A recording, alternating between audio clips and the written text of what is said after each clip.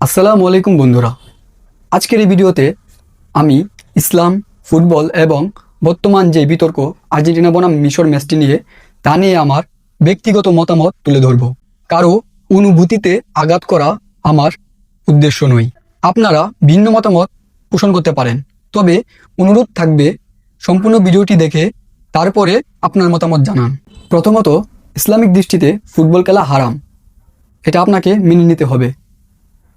Football খেলাটাই হারাম। আমরা যারা ফুটবল খেলা দেখি হারাম কাজ করছি নিঃসন্দেহে।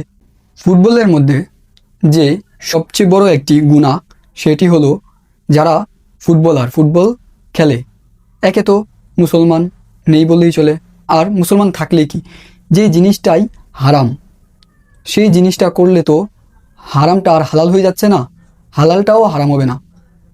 মুসলমানরা যদি ফুটবল খেলে তাহলে ফুটবলটা হালাল হচ্ছে না, ফুটবলটা হারাম।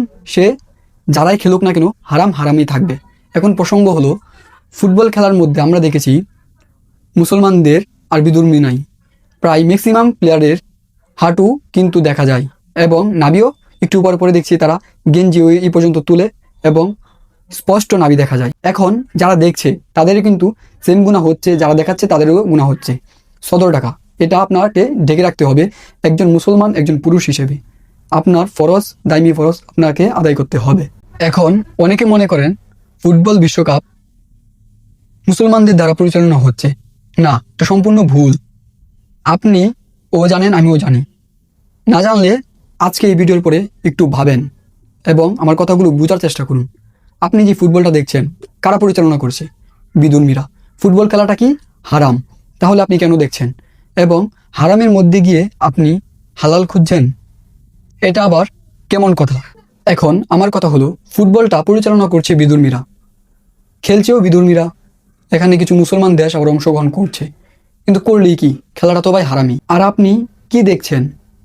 যেই জায়গায় ফুটবল খেলাটা হারাম ওই জায়গায়, ওই হারামের ভিতরে আপনি ইসলামকে খুঁজছেন। ওই জায়গায় ইহুদিরা পরিচালনা করছে, সেই জায়গায় আপনি বলছেন দুর্নীতি হচ্ছে। আরে ভাই, দুর্নীতির কি আছে? এটা তো সম্পূর্ণই ইসলাম বিরোধী। আপনি ইসলামের বিরুদ্ধে গিয়ে ইসলামকে খুঁজছেন, আপনি হারাম একটা ওয়েতে গিয়ে হালাল বানানোর চেষ্টা করছেন হারাম জিনিসটাকে। আপনি কি করছেন একবার চিন্তা করে দেখেছেন? এখন আমরা তো ম্যাক্সিমাম এই জিনিসগুলো মানি না, যেমন আমি মানি না। আমি একজন আর্জেন্টিনা সাপোর্টার, আমি আর্জেন্টিনাকে সাপোর্ট করি। এখন সাপোর্ট দুই ধরনের হয়, একটা হয় একজনকে অনুসরণ করা, আর একটা হয় সাপোর্ট করা। আমি তো কাউকে অনুসরণ করছি না, আমি একজন আর্জেন্টিনা ফ্যান। আমি যেরকম আর্জেন্টিনার খেলা দেখার সময় মেসি যদি একটি গোল মিস করে, আমি মেসিকে গালাগালি করছি, ওপেনলি গালাগালি করি যে কী খেলে ওই সে, মানে অনেকগুলো গালি দিয়ে দিই। আবার যখন ভালো খেলে আমি প্রশংসা করি। কিন্তু আজ পর্যন্ত আমি তার ব্যক্তিগত জীবন নিয়ে কোনো একটি বারও আমি চার্জ দিইনি ফোনে যে তার ব্যক্তিগত জীবন কি চলছে, সে কি অনুসরণ করছে, আমি তাকে অনুসরণ করবো বা এরকম কিছু না। জাস্ট ফুটবলটাকে দেখি, ফুটবলটা উপভোগ করার চেষ্টা করি। জিনিসটা তো হারাম, হ্যাঁ, গুণা আমারও হচ্ছে গুণা, তো অবশ্যই এটা অস্বীকার করার কোনো স্কোপই নেই। এখন আমি চিন্তা করে দেখলাম, মেসি যখন পেনাল্টিটা মিস করলো আমি তাকে গালাগালি করলাম। আমি যদি তার বাস্তবিক অর্থে তার ফ্যান হতাম বা তাকে আমি ফুটবলের বাইরে অনুসরণ করতাম, ফুটবলের জন্য তাকে আমি সাপোর্ট করি, ফুটবলের বাইরে তাকে আমি চিনি না, এরকম একটা অবস্থা।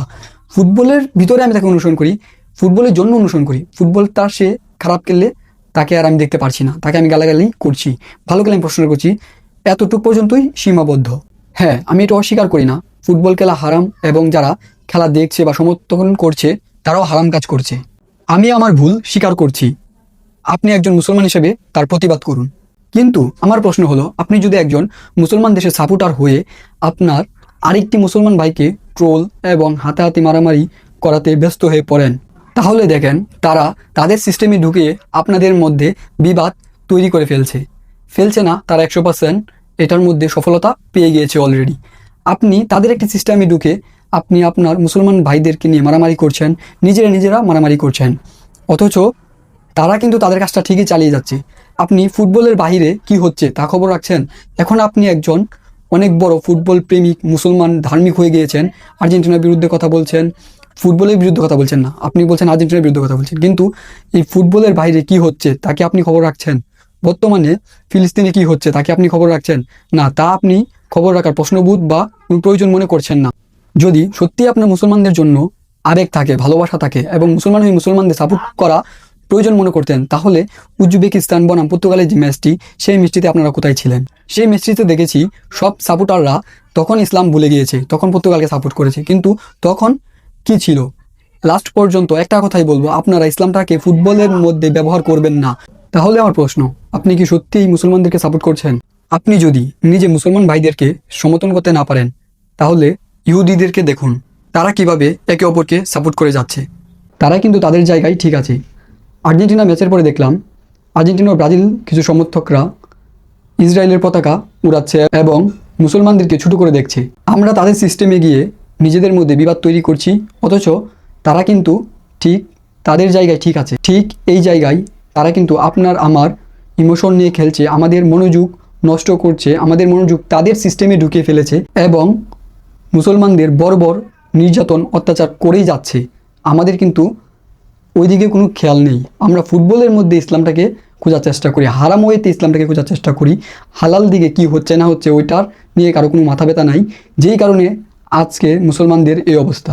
এবার আসি আর্জেন্টিনা ম্যাচে। আর্জেন্টিনা ম্যাচ নিয়ে যারা সমালোচনা করছে বা বড় বড় ব্যক্তিরা ভুল ধরছে, তারা কিন্তু শুধুমাত্র মুখে বা চোখের দেখায় কথা বলছে। কিন্তু অনেক বিশ্লেষকদের দেখলাম তারা ফিফার আইন কানুন ধরে তারপরে তারা কথা বলছে যে এটা এই নিয়মে ছিল, এটা এই নিয়মে হয়েছে। এবং তাদের কাছে কি ছিল যে 79 মিনিট পর্যন্ত ফিফা ঠিক ছিল, রেফারি ঠিক ছিল।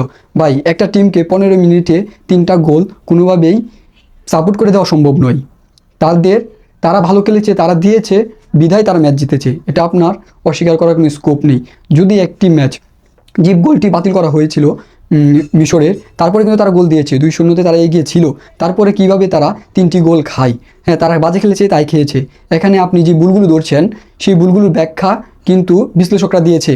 কিন্তু কিছু অন্ধ সাপোর্টার আছে যারা এই দিকে মনোযোগ না দিয়ে তারা অন্ধের মতো বলে যাচ্ছে যে এটা নাকি সহায়তা। আরে ভাই, সহায়তা করলে করতেই পারে, তারা তাদের ভাইদেরকে সহায়তা করছে, তারা ইহুদি হয়ে তারা বিধর্মী হয়ে বিধর্মীদেরকে সহায়তা করছে। আপনি কি করছেন? যদি বলেন ফিফা সহায়তা করেছে, হ্যাঁ করেছে।